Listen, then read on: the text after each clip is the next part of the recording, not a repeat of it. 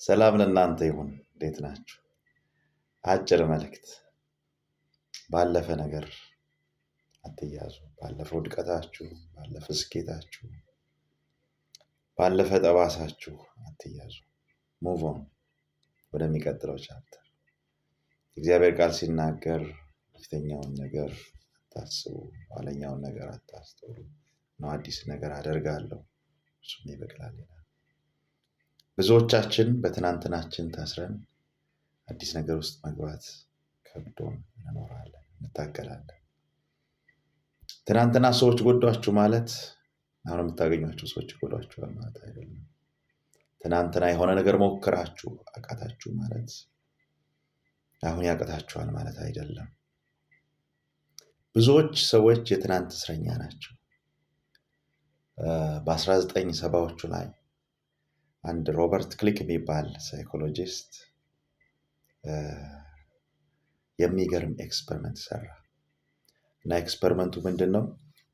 ሰዎችን ሰበሰበና በሁለት ከፈላቸው እና የተወሰኑትን ከዚህ እስከዚህ የሚደርስ ጠባሳ ሳለባቸው እና ያን ጠባሳ ይዘው ከሰዎች ጋር ኮንቨርሴሽን እንዲያደርጉ፣ ንግግር እንዲያደርጉ ማለት ነው። እና የተወሰኑት ደግሞ ያለምንም ጠባሳ ሄዱ እና ደርሰው ሲመጡ የሚገርም ግኝት ነው የተገኘው። እና ባለጠባሳዎቹ ሰዎች ሲያናግሩን በጣም ተቸግረን ነበረ፣ በደንብ ሊያወሩን አልቻሉም።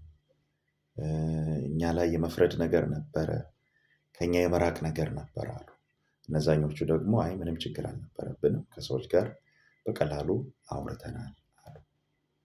የሚያስገርመው ነገር ግን ይሄ ሳይኮሎጂስት እነዚህ ጠባሳ የሳለባቸው ሰዎች ከመውጣታቸው በፊት አንድ ክሬም ተጠቅመው ነበር፣ ያ ጠባሳ ብዙ ሳይቆይ እንዲጠፋ ማለት ነው።